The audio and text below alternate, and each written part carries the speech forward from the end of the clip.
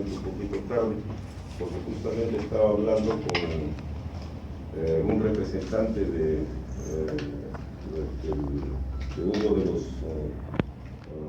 laboratorios, de las empresas estas que nos venden algunas cosas a la universidad, y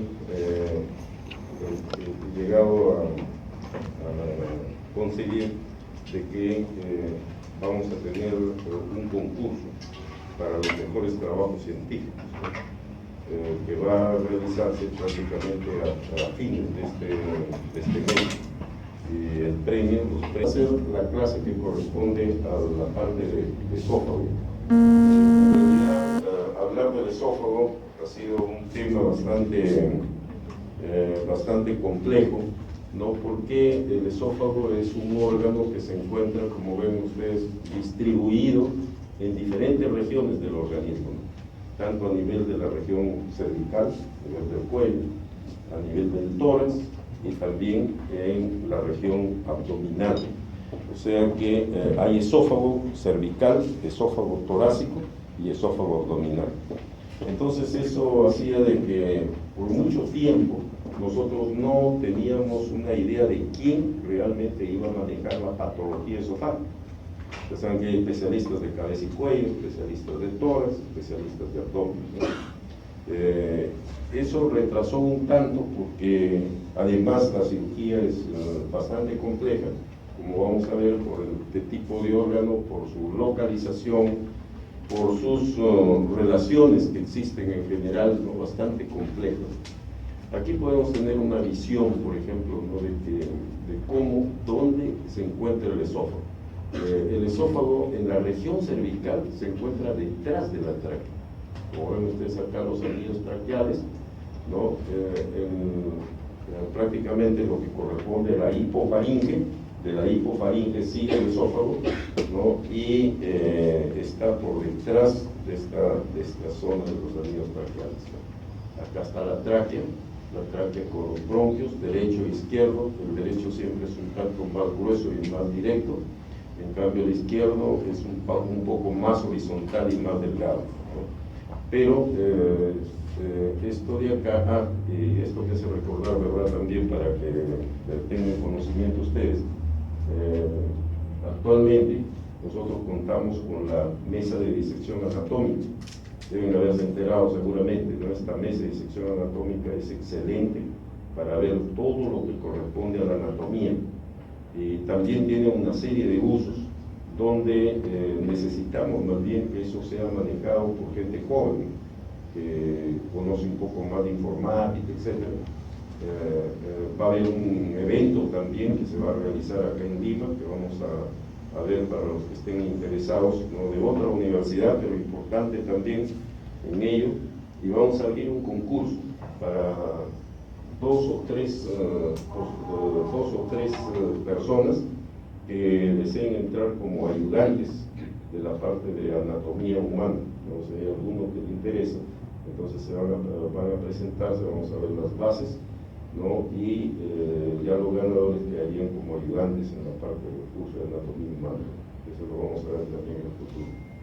Bien, entonces acá vemos que este esófago pues se encuentra en la parte posterior de esta región, pegado prácticamente a lo que es la columna vertebral. Detrás ya tenemos la columna vertebral.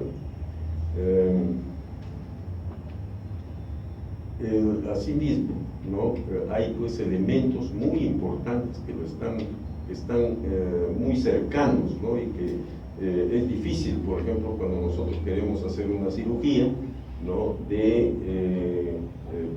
no lesionar estos elementos que son vitales.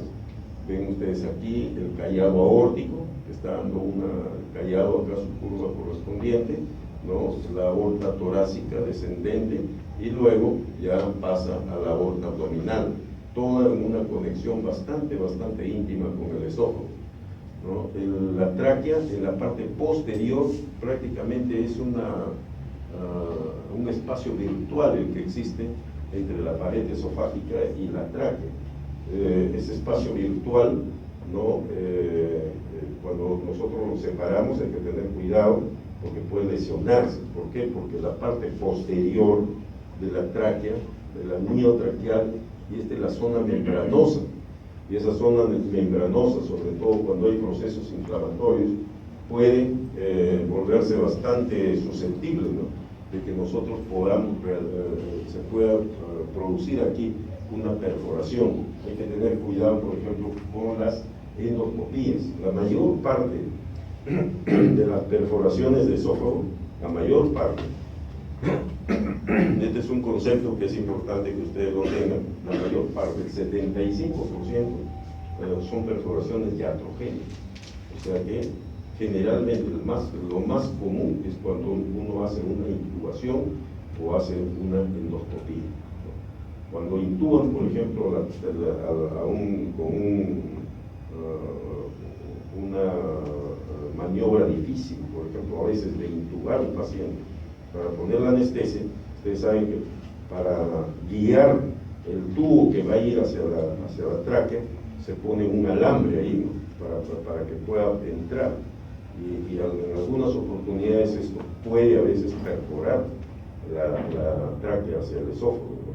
Entonces, o también cuando se hacen las endoscopías, ¿no?, en pacientes difíciles puede producirse el 75% de las perforaciones que se producen a nivel esofágico, ¿no?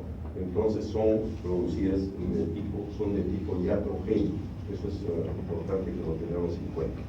La otra perforación, ¿no?, es la perforación espontánea, que solamente corresponde a un 15%, ¿no?, el síndrome de Nordhaus, ¿no?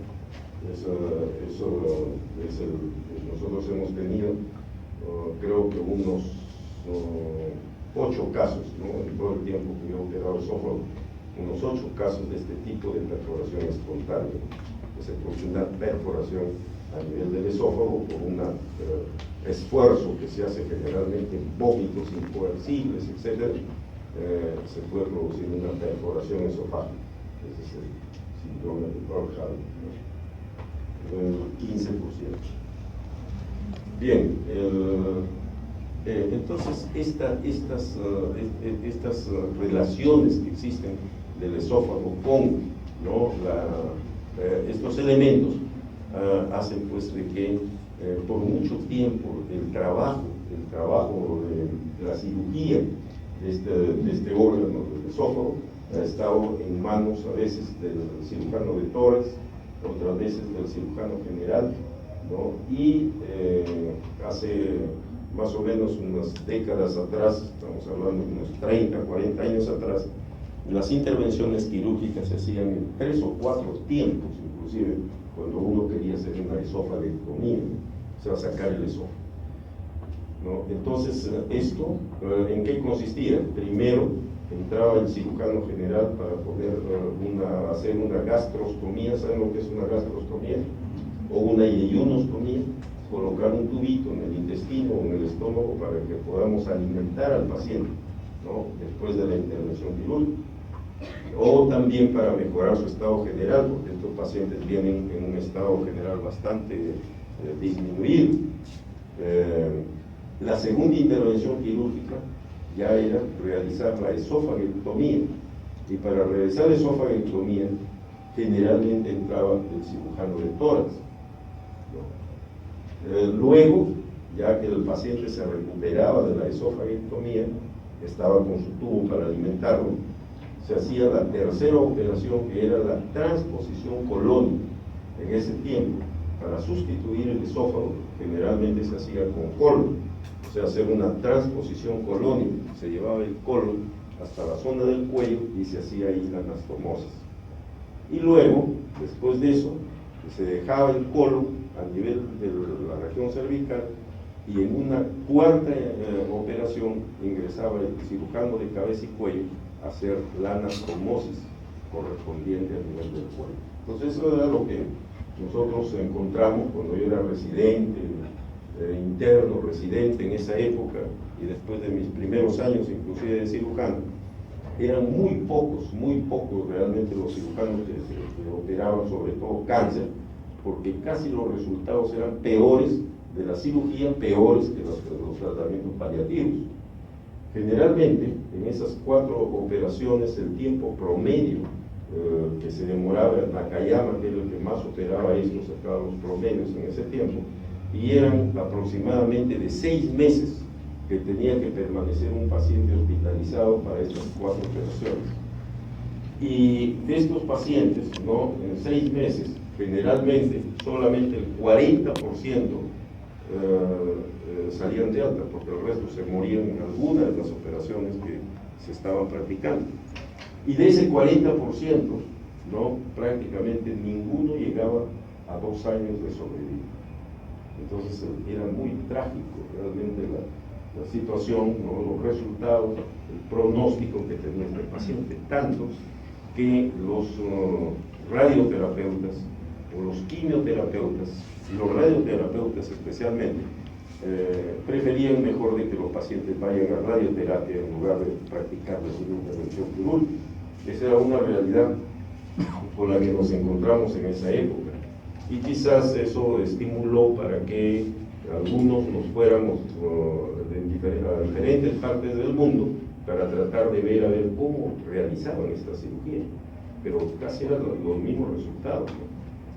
Y posteriormente, ya tanto en Japón como en Europa, en Estados Unidos no mucho, porque el cáncer de esófago en Estados Unidos no tiene mucha incidencia, empezaron a estudiar más estos casos, y en el mismo Estados Unidos también, por ejemplo, ya hubo un cirujano, Oringer, ¿no?, que empezó a estandarizar una técnica quirúrgica que hacía la esofagectomía transyatal, como que la vamos a ver ahora. En Brasil, el profesor Pinotti empezó a hacer la transmediastinal en un solo tiempo, ¿no? Entonces tuvimos que ir a diferentes sitios para ir aprendiendo las técnicas, y la trajimos al Perú más o menos por los años 80 más o menos, y quizás un poquito más, y empezamos a operar en un solo tiempo estos cirujanos acá en el Hospital Ravaliate, donde primero hicimos ese tipo de cirugía. Las primeras cirugías pues nos demoraban por lo menos 12, 16 horas, porque después ya fuimos formando los equipos, ¿no? Y el promedio ahora de una intervención quirúrgica de una esofagectomía completa ahora está entre 4 a 5 horas. Ese es el tiempo más o menos que uno demora ahora, que si trabaja con un buen equipo, ¿no?, para poder hacer este tipo de cirugía. Pero como ven, pues esto ha evolucionado, y asimismo también, a pesar del pronóstico que sigue siendo malo, vamos a ver por qué en el cáncer de esófago, de todas maneras la sobrevida ha mejorado, sobre todo en determinados tipos de pacientes, ¿no? Eso lo vamos a ir viendo progresivamente. Pero entonces pueden ver acá en este corte, ¿no?, de las diferentes regiones del esófago, y igualmente también miren la relación que tiene con la aorta, el callado de la aorta, ¿no?, y la aorta después descendente, la relación que tiene con la tráquea, íntima relación con la tráquea, la relación que tiene con los bronquios, y especialmente el bronquio izquierdo es el que más relación tiene con la parte del esófago, y esto corresponde al esófago torácico o al esófago abdominal, pasando el hiato esofágico. Entonces ya tenemos unos 3 a 4 centímetros aproximadamente de esófago abdominal. Este es un corte transversal, ¿no? Entonces podemos ver aquí con oblicuo, ¿no?, podemos ver aquí más directamente esta relación de la tráquea con el esófago. Y algo característico, ¿no?, acá esta zona corresponde a la hipofaringe, ¿no?, los músculos de la hipofaringe, ¿no? Y en esta zona donde nosotros hacemos el cambio prácticamente de lo que significa la hipofaringe y empieza el esófago, ¿no?, la musculatura también va cambiando en el esófago. En la parte proximal la musculatura del esófago es estriada, como es en la hipofaringe, la musculatura se caracteriza por eso. Y ahí tenemos, por ejemplo, el esfínter, el cricofaringio, ¿no?, que forma el esfínter a este nivel, el esfínter esofágico superior, y ese esfínter esofágico superior tiene una presión muy alta, porque el músculo estriado tiene una mayor acción en ese sentido, ¿no? Entonces el esfínter esofágico superior tiene una presión aproximadamente de 100 milímetros de mercurio, y justamente en esta zona hay, en la parte superior del músculo cricofaríngeo, hay un triángulo que constituye una debilidad en esa región, ¿no?, que es el triángulo de Killian, y por ese triángulo de Killian puede emerger, ¿no?, uno de los divertículos que pueden aparecer aquí en el esófago, que es el divertículo de Zenker, ¿no? Ese divertículo, ¿no?, los divertículos, para que ustedes tengan una idea general, ¿no?, los divertículos del esófago, porque vamos a tratar algunas cosas así para, sobre todo, puntualizar lo que más deben aprender ustedes, ¿no?, en esta clase, que es en realidad muy corta para hablar de todo lo que es esófago, pero los puntos que son más importantes para que ustedes puedan fijarlos, ¿no? Los divertículos del esófago son de tres tipos, ¿no? Son de tres, se pueden presentar en tres regiones, ¿no?, que son las regiones del esófago, pero ellos pueden ser fundamentalmente, hay dos grupos de este tipo, de estos divertículos. Uno que se conoce con el nombre de divertículos falsos, o denominados también pseudo-divertículos, ¿no? Y uno de ellos justamente es el que estamos hablando acá, que es el divertículo de Zenker. ¿Por qué se le dice falso? Porque este divertículo tiene solamente como cubierta la mucosa y la submucosa, ¿no? La mucosa y la submucosa. Entonces, eso es lo que se expande, ¿no?, y va formando y va agrandándose, y a veces ven ustedes un tremendo bulto acá, ¿no?, que se va introduciendo inclusive a veces hacia el tórax, ¿no? Sale por el triángulo de Killian, ¿no?, y va incrementándose progresivamente. Pero el problema es que ahí, cuando ese divertículo va creciendo, entonces se va llenando de alimento muchas veces, ¿no?, y comprime el esófago, y entonces produce una disfagia. Una de las características es la disfagia, ¿no?, en el divertículo de Zenker. Entonces, eso hace que tengamos que tratar ese divertículo, ¿no? Y el tratamiento puede ser de dos tipos. Algunos lo hacen endoscópico cuando es pequeño, y el endoscopio consiste endoscópicamente de seccionar el músculo cricofaríngeo, ¿no?, seccionarlo para que esto se expanda y ya no se produzca esa presión que está justo, es lo que al final está produciendo la hiperpresión y la salida a través de esa zona débil del triángulo de Killian, ¿no? Entonces esa es una forma. Y la otra, cuando el divertículo es muy grande, como sucedió por ejemplo con un profesor de acá que lo operé hace unos meses, de acá de la universidad, no de la Facultad de Medicina, un señor que tenía un divertículo que ya se iba hasta el tórax, ¿no?, un profesor. Entonces le tuvimos que hacer una extirpación ya de ese divertículo, del divertículo de Zenker. Entonces es un divertículo, pseudo-divertículo, divertículo falso.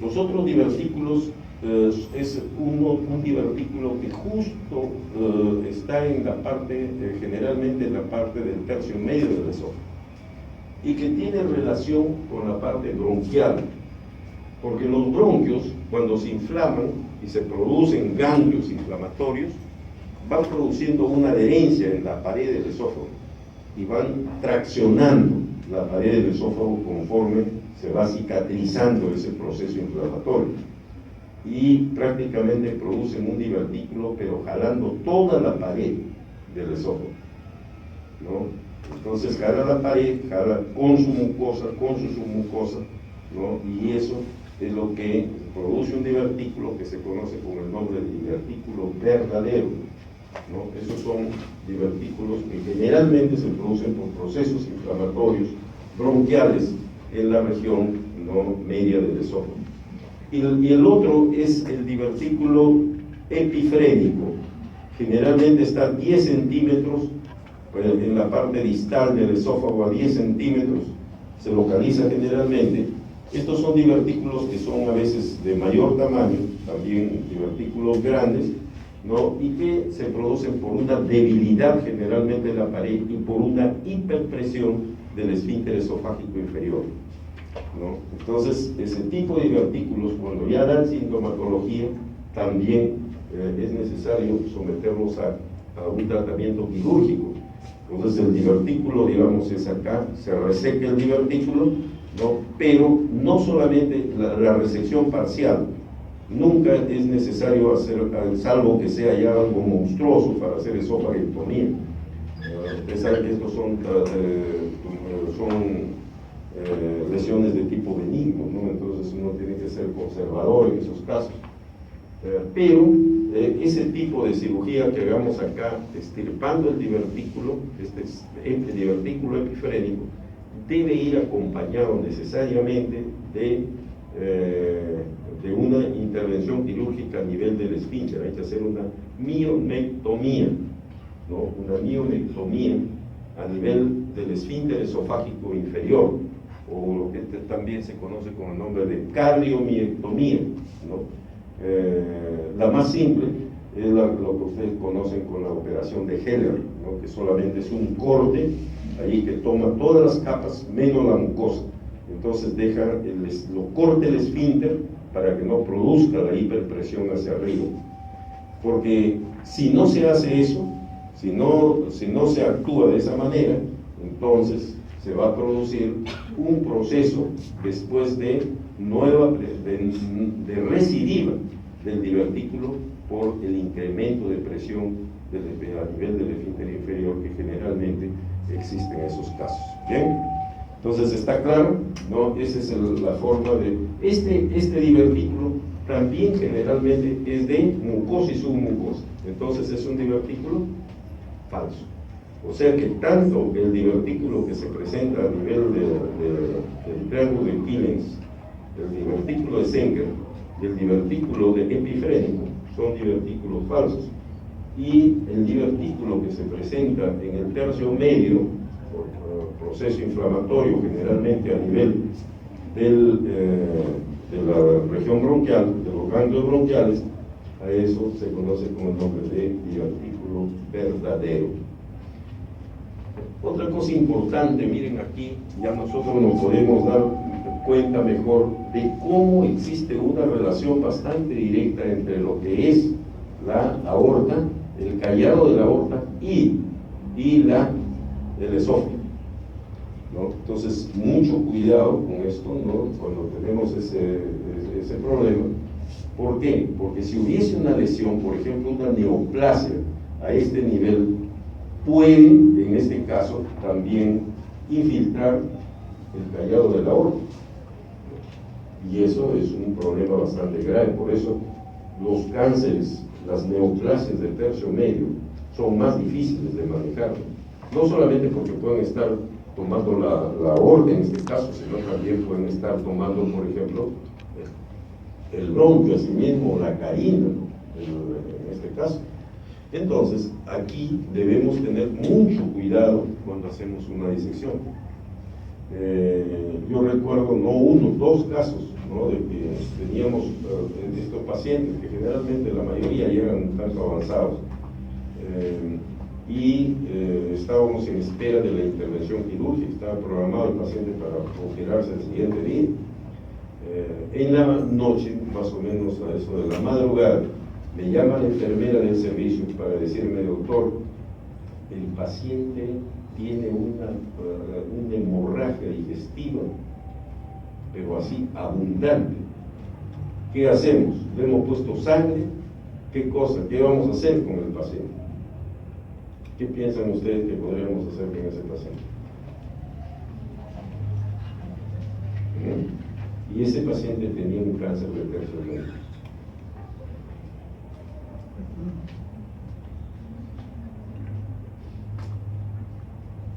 Yo le dije a la enfermera lo único que podíamos hacer en ese caso: ¿operarlo de emergencia?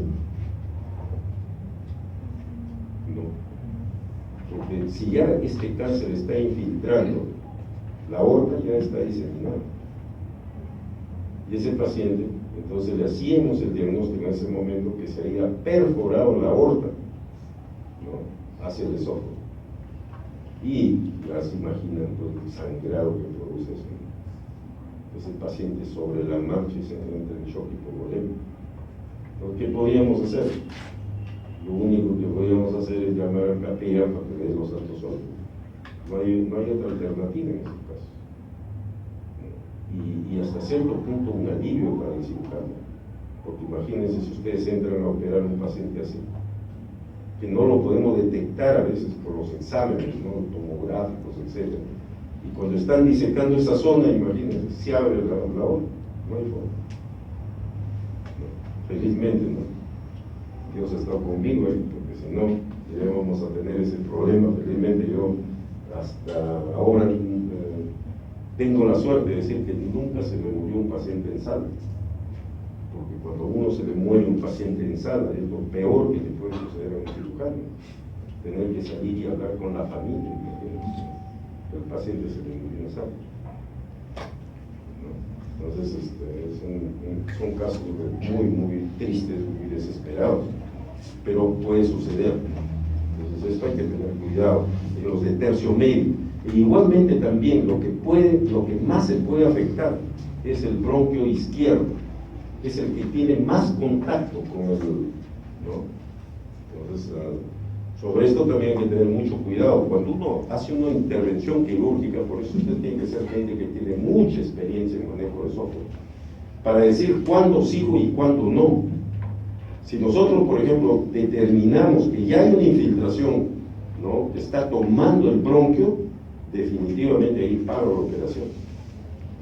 Entonces ahí viene que de una vez les aclaro lo que nosotros entendemos cuando decimos que un paciente es operable. Operable quiere decir que ustedes le han hecho todos los exámenes y ven que puede beneficiarse con la cirugía curativa, que pueden hacer la extirpación, ¿no es cierto?, y pueden realizar eso. Es operable. Pero ¿qué pasa? Ustedes abren el paciente, ¿no?, y se encuentran que, por ejemplo, con una cosa así, ¿no?, que está infiltrado el bronquio izquierdo. ¿Qué hace? Ahí para. Ahí terminó la operación. ¿Ya? Porque hacerle más es hacerle daño al paciente, ¿no? Entonces, ¿qué pasó? Era operable, pero no era resecable. Entonces el concepto de operabilidad es uno y el concepto de resecabilidad es otro. Un paciente puede ser operable pero no resecable, ¿se dan cuenta? O puede ser inoperable si ya con los exámenes vemos que ya no más, pues un paciente que tiene un cáncer gástrico, por ejemplo, y tiene metástasis, o un cáncer de esófago y tiene metástasis al hígado, entonces ya no vale la pena operar a ese paciente, ¿no? Porque estamos viendo que el pronóstico en ese caso es pésimo, con operación o sin operación. Y nosotros lo que queremos, sobre todo al hacer tremendas cirugías, queremos ayudar al paciente, no queremos complicarlo más de lo que está. Entonces esa es la idea, en este caso del médico y del cirujano en especial. Bien, ocurre, por ejemplo, en una oportunidad, nosotros teníamos el equipo de esófago con el que operábamos, pero el jefe de departamento de esa época era un cirujano excelente, de primera línea, con formación americana, etcétera, etcétera, ¿no? Dijo, bueno, pero yo también puedo operar en un caso de cáncer de esófago, ¿por qué no? Entonces ya más o menos había visto, ¿no?, cómo nosotros operábamos el esófago. Y hubo un caso justo y entró a operar el esófago. En la madrugada me llamaron de cuidados intensivos, porque estos pacientes los mandamos a cuidados intensivos, de que el paciente se le salía todo el aire, ¿no? Se llenaba el aire y por los drenes se salía todo el aire. Entonces inmediatamente entramos a él y estaba destrozado prácticamente. Cuando llegamos el paciente estaba muerto. ¿Qué había pasado? Habían lesionado pues toda esta parte de acá Nunca más operó ese cirujano en el esófago, nunca más. Y la otra anécdota, ¿no? Porque es importante que aprendan anécdotas, ¿no? Miren, la relación que existe entre la aurícula, sobre todo, y el esófago. Una relación íntima ahí, ¿no? Por eso es que ahí así nomás no se mete la gente a operar esto, ¿no? Entonces, si hay una neoplasia a este nivel, puede infiltrar la aurícula, definitivamente. Y esa es otra situación que nosotros tenemos que valorarla bien en el acto quirúrgico, y esto está por encima del diafragma. Entonces, al aperturar el diafragma y estudiar esta parte del mediastino, tenemos que tener mucho cuidado en inspeccionar esta zona. Y ahí viene la otra anécdota. Otro jefe de servicio, también, ¿no? Que decían, pero ¿por qué? Nosotros también podemos entrar a operar, ¿no? Entonces él entró a operar un cáncer de esófago, de tercio inferior, que son los más difíciles, los más fáciles inclusive. Pero en eso llamaron de sala de operaciones que el paciente se iba en una hemorragia, pero tremenda. Cuando nosotros entramos, ¿no? Ya el paciente también estaba muerto. ¿Qué había pasado? Habían perforado la aurícula acá. Se había abierto totalmente la aurícula, estaba infiltrada con el cáncer. Y había un sangrado, un shock hipovolémico que ya pues en 2-3 minutos ya el paciente se muere. Entonces hay que tener muchísimo cuidado con el manejo. Y estas son las relaciones importantes, ¿no? En esta zona de acá, ¿no? Es importante tener en cuenta de que aquí se encuentra el esfínter esofágico inferior. Eso nos sirve para verlo a la problemática que existe en esto, tanto en el cáncer de esófago como en el cáncer de estómago, ¿no? Pero el cáncer de esófago, ¿de dónde? ¿Cuál es el cáncer? Es fundamentalmente, casi la mayor parte de los cánceres son de tipo epitelial, que vienen de la mucosa del esófago. Y la mucosa del esófago es un epitelio poliestratificado, claro, ¿no? O escamoso. Entonces, algún cáncer que se produzca en ese epitelio va a ser un cáncer epidermoide, un cáncer epidermoide, ¿ya? Entonces eso también hay que tener en cuenta, que los cánceres que se inician propios del esófago son epidermoides, que son los más frecuentes. A nivel mundial son los más frecuentes, ¿no? Ahora en Occidente ha aumentado mucho el adenocarcinoma, pero el adenocarcinoma que se produce generalmente en la parte terminal del esófago. ¿Y por qué se produce adenocarcinoma? ¿Me pueden decir ustedes si ahí es el cáncer, si el epitelio es epidermoide? Lo que pasa es cuando es reflujo persistente, entonces se van a producir las quemaduras ahí por el ácido, ¿no? O por la bilis, o por la pepsina, o por el jugo pancreático. Todo eso es deleterio para la mucosa esofágica. Entonces se van a producir úlceras.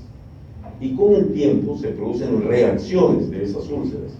Y hay un cambio del epitelio a ese nivel. Eso es lo que se conoce con el nombre de metaplasia intestinal. O sea que se transforma el epitelio y se forman unas úlceras ahí, en esa zona, ¿no? Generalmente por encima de la unión esófago, del epitelio de la unión esófago-gástrica, ¿no? Entonces ese cambio, ¿no? Va a dar lugar a que después, en lugar de ser un epitelio poliestratificado plano, se convierte en un epitelio cilíndrico, igual que el estómago, ¿no? Entonces, sobre ese epitelio cilíndrico se puede producir el adenocarcinoma. Cuando hay estos cambios de epitelio, a eso es lo que se conoce con el nombre de esófago de Barrett, ¿no? Que digamos, el esófago de Barrett es como decir la parte final de una esofagitis persistente, ¿no? Que con el tiempo va a producir el esófago de Barrett, y el esófago de Barrett va a ser pues necesariamente un riesgo para cáncer, como vamos a ver en el próximo, ¿no? Entonces, el esfínter esofágico inferior, ya todo esto es musculatura lisa, La musculatura estriada va disminuyendo conforme va avanzando y después en el esófago ya es musculatura lisa, ¿no? Pero antes se pensaba que este era un esfínter fisiológico, ¿no? Intervienen varios factores, ¿no? Por ejemplo, la presión intraabdominal acá en esta zona interviene para que el esfínter también mantenga su tono, ¿no? Pero se ha visto también que ahora hay ciertas fibras entrecruzadas ahí de musculatura lisa, muy pequeñas, ¿no? Pero que tienen que ver también con la parte del esfínter. El mismo hiato esofágico, ¿no? Si el hiato esofágico está abierto, ¿no? Esto actúa como una pinza. Y en la hernia hiatal, por ejemplo, vamos a tener un hiato esofágico abierto. Todo eso, todas estas alteraciones hacen de que se altere la presión a nivel del esfínter esofágico inferior, que normalmente debe tener de 15 a 20 milímetros de mercurio, pero si ya estamos constatando, ¿no? Con el manómetro, porque hay un examen que se hace de manometría, ¿no? Y constatamos que tiene pues 8, 5, 6, 4 milímetros de mercurio, quiere decir que es un esófago, ¿no? Insuficiente, hipotónico. Y este esfínter lo que hace es que cuando pasa el alimento, el esfínter se cierra y no deja pasar el jugo gástrico hacia el esófago. Entonces no hay reflujo. Siempre hay un reflujo que es fisiológico, ¿no? Pero siempre el esófago rápidamente actúa y lo elimina. Pero en estos casos, ya que hay reflujo y que persistentemente está produciéndose eso, entonces ya vienen las complicaciones del reflujo gastroesofágico, que son las esofagitis, ¿no? Y estas esofagitis pueden llegar hasta inclusive el esófago de Barrett y cáncer, ¿no? Entonces esto hay que tener mucho cuidado cuando nosotros estudiamos también esta zona, ¿no?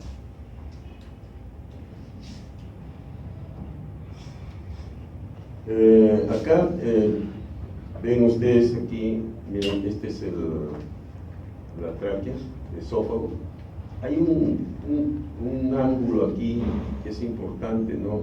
Es este angulito que se forma entre el esófago y la tráquea, ¿no? La región está tráqueo-esofágica en esta esquina.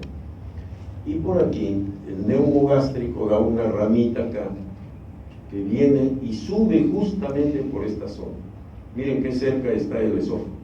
Hay que tener mucho cuidado cuando uno diseca esa zona, porque ese nerviecito que ven ustedes ahí es como del grosor de un pelo.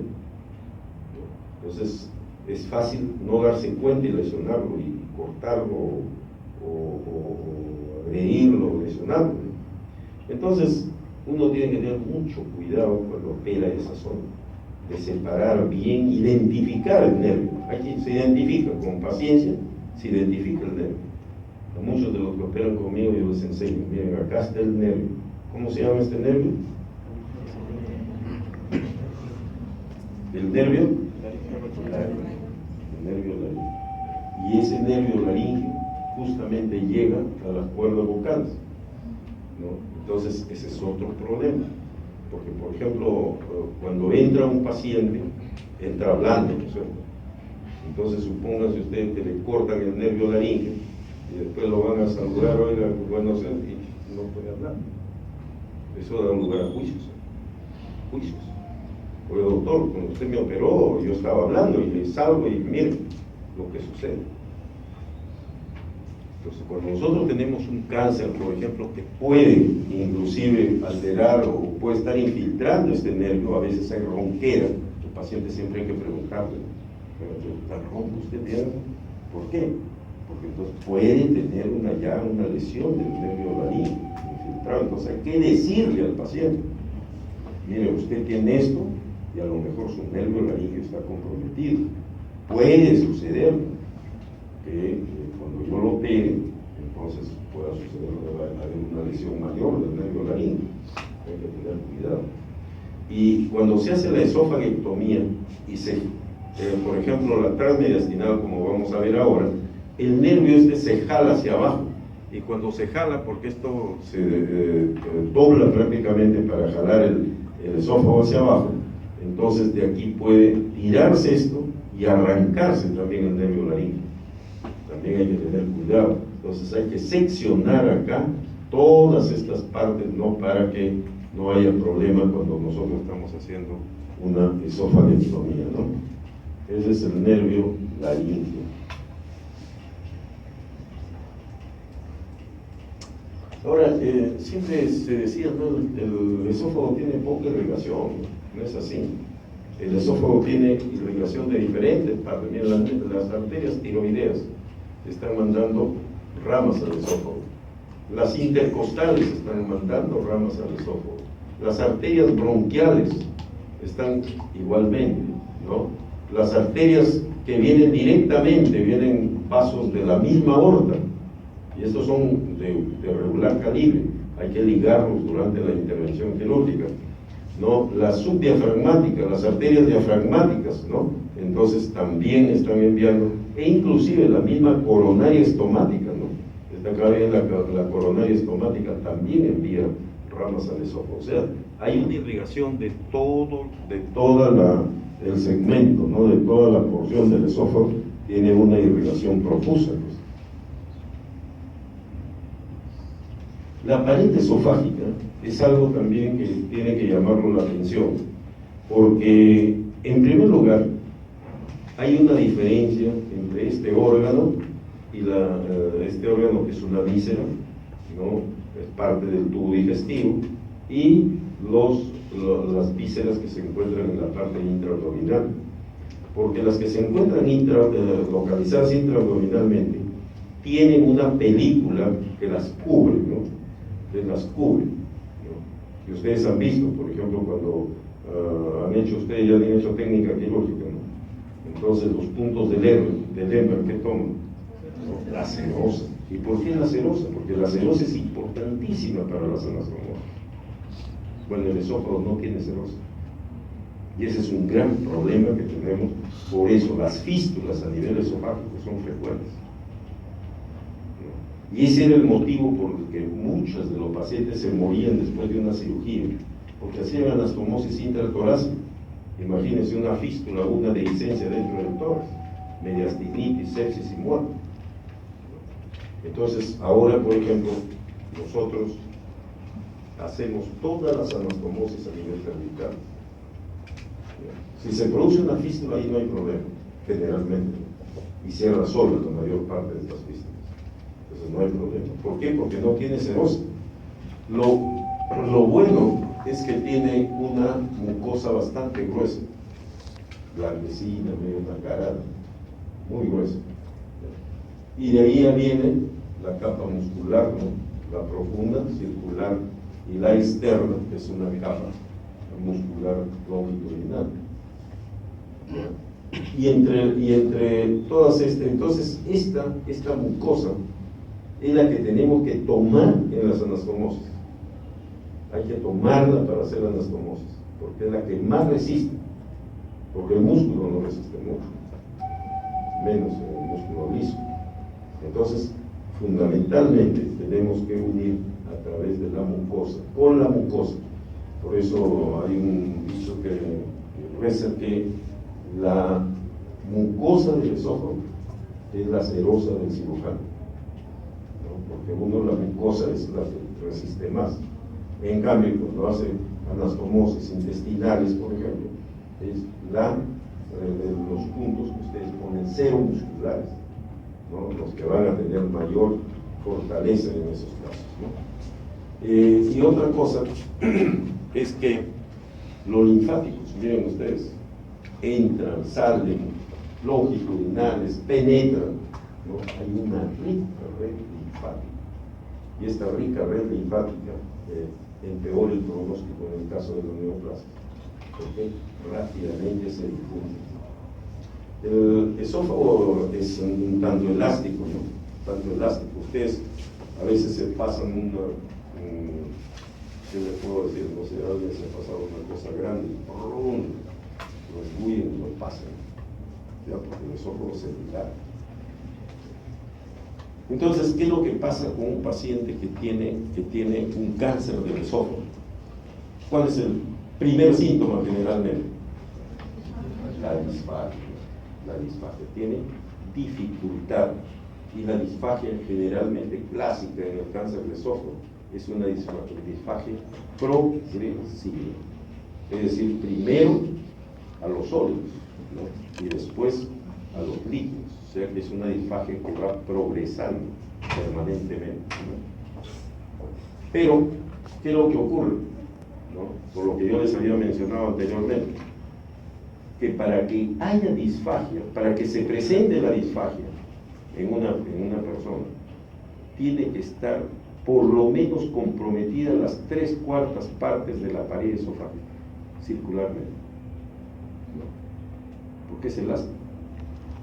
Y cuando están ya comprometidas las 3/4 partes, con esos linfáticos que ustedes ven, ya el cáncer es avanzado. Entonces la disfagia no es un síntoma ni un signo temprano, no es un síntoma temprano. La disfagia generalmente es un síntoma avanzado. De ahí que es difícil hacer diagnósticos tempranos en cáncer de esófago. El paciente viene cuando tiene disfagia y la disfagia ya no. Entonces los casos en los que nosotros debemos seguir son los de alto riesgo, como lo hacen por ejemplo en Japón, y acá debemos hacerlo, ¿no? Para descubrir, ¿no?, lesiones tempranas, porque de eso depende, ¿no?, el pronóstico de los pacientes. De eso depende el pronóstico de los pacientes, ¿no? Por eso es que el pronóstico sigue siendo malo, porque generalmente el diagnóstico ya lo hacemos pues en casos avanzados, ¿no? Entonces, esa es pues, la rica red linfática que tiene el esófago.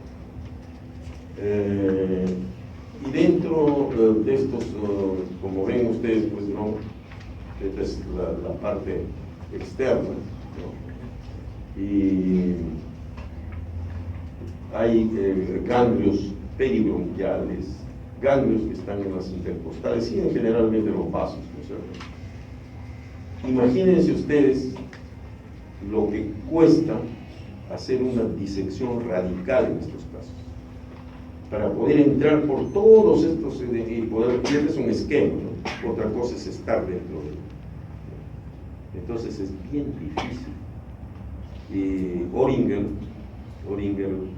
decía, ¿no?, porque habían dos cirujanos que eran contrapuestos hace unos años atrás, porque habían algunos cirujanos que decían, no, en todo cáncer de esófago hay que hacer toracotomía, o sea, hay que abrir el tórax para poder hacer una buena disección, ¿no? Skinner era uno de los que hablaba de que había hacer y hacía pues, las disecciones radicales, ¿no?, de los ganglios, de todos los ganglios, ¿no?, que se podían por lo menos sacar en el caso de cáncer esofágico. En cambio, Oringer decía no, porque nosotros, si tenemos ya un estadio 3, por ejemplo, que toma ganglios, yo creo, decir, que no hay ningún cirujano que pueda suscribir que hizo una disección radical, porque siempre se le van a quedar ganglios por el sitio.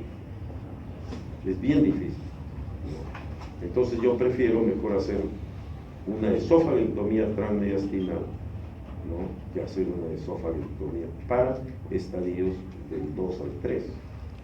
Ahora, si es inicial que pueden estar tomados algunos ganglios, ahí sí, probablemente sería mejor hacer una esofagectomía, no con disección ganglionar. Entonces, y eso hay que hacerlo con toracotomía, abrir el tórax. Bueno, ahora ya en el mundo, con la evolución de la cirugía laparoscópica, ¿no?, ya se está haciendo la disección de ganglios del tórax, se está haciendo ya con toracoscopía, ¿no?, o sea, a través de cirugía laparoscópica, con toracoscopía, ¿no? Hay un colega cirujano que vino a uno de los cursos internacionales, ¿no?, de Brasil, ¿no?, que él está haciendo este tipo de cirugía. El doctor Rubens, no sé si ustedes asistieron, pero que vino el doctor Rubens, uno bajito nomás, hablaba sobre, y él ahora está haciendo, es uno del que tiene más experiencia en el mundo en hacer toracoscopía para linfadenectomías mediante toracoscopía. Entonces, en el esófago eso es muy importante, ¿no? Porque abrir el tórax ya es un problema, empezando desde el dolor intensísimo que hay cuando uno cierra tórax, ¿no? El dolor es muy intenso, ¿no? Y con la toracoscopía ahora están trabajando mucho mejor, ¿no? Pero eso hay que tener en cuenta entonces esta gran cantidad de ganglios que existen, ¿no? Ahora, hay una cadena y que se forma aquí un conducto, ¿no? Linfático. Este conducto linfático, ¿no? Que viene desde abajo, ¿no? Viene hasta esta zona y viene a desembocar. Ustedes saben que los linfáticos desembocan en las venas, ¿no? Entonces, este es en el lado izquierdo, ¿no? Por eso este ganglio, cuando este ganglio está aumentado de volumen, duro, como un borrador así, ¿no? Duro, ¿no? Existe la sospecha de que ese sea una neoplasia. ¿De dónde viene? A través de este conducto torácico. Este conducto torácico. Entonces, si ustedes ven ahí un ganglio, tienen que biopsiarlo para ver si está infiltrado o no de células neoplásicas. Y si lo encontraran que está infiltrado con células neoplásicas, automáticamente, sea cáncer gástrico, sea cáncer de esófago, ¿no? El estadio de ese cáncer ya es estadio 4. Por ejemplo, ahí ya es inoperable, porque ya no se hace, salvo que quieran hacer una cirugía paliativa, ¿no? Pero definitivamente ya es un caso, ¿no? Que ya no podemos nosotros hacer cirugía curativa. Cuando hablo de curativa en cáncer siempre es entre comillas, ¿no? Porque uno nunca sabe si es curativo o no es curativo, hay que esperar un tiempo, 5 años y a veces otros 10 años para ver si no es recidivo. Entonces ese es el problema que hay que tener en cuenta acá, ¿no? El ganglio de ¿cómo se llama?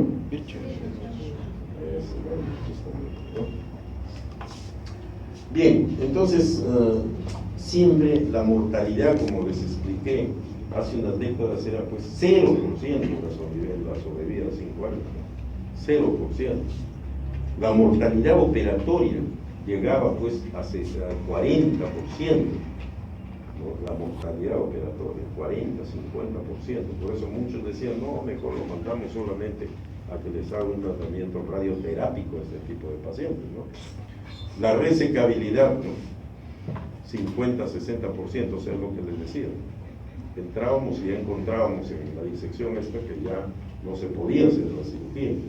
Pero, digamos ahora, ¿no? Sobre todo cuando hay ausencia de enfermedad metastásica o un paciente, por ejemplo, que tiene un infarto, no le vamos a someter a una cirugía de este vuelo, ¿no?